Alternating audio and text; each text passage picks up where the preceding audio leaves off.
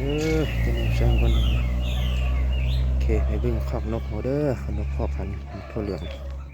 เห็นนกทั่วดำเห็ดมาตรฐานสมควรเด้อด้านในหลอกออกด้านในเป็นยังไงนี่เด้อนี่กว้าง180 คูณ 1.5เด้อ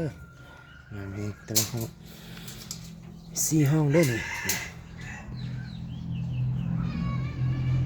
หลอกอย่างดีเลยกันบ่ให้มีตัวหนูตัวหยางเข้าตัวงูตัวหยางเป็นกวนเนาะตะนางขนาดน้อยตัวเถื่อนนี้ขนาดใหญ่นิดนึงนี่นี่สมบูรณ์แบบเสตะนางดำอ้อมนี่สิเสตะนางดำขั้นอีกนี่4 ห้อง4มาได้ดินบักกันนะด้านนอกจะประมาณนี้ขอบตีนกันเลิศนี่ประมาณนี้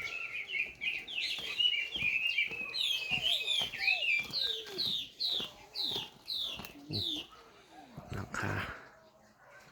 กระสิประมาณนี้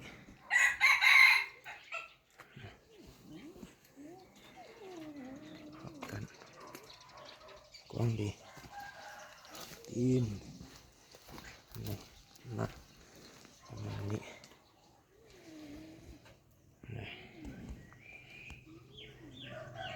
ถือว่าเห็ดมาตรฐานสมควรเลยนี่นะ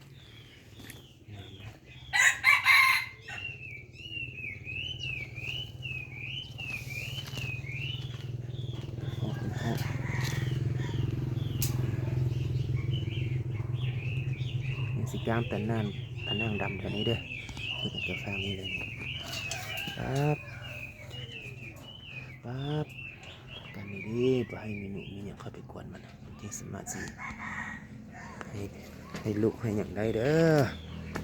สมบูรณ์แบบขนาดเด้อ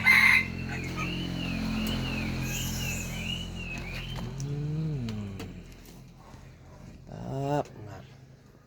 ตะนางสันน้อยนี่สันลุ่มนี่มันใช่ตะนางน้อยนี่แต่น้อยสันนี่บ่ให้มีหนูมีอย่างเข้าไปสันเถิงนี้เดี๋ยวนึงนะเข้าบ่ได้เนี่ยก้อยนะ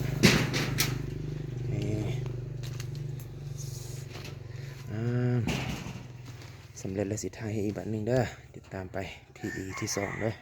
อันนี้ PE ที่1งามหลายนะเห็ดมาตรฐานสมควรปีนี้4 ห้องนกทั่วเหลืองนกทั่วดำยางละ2 คู่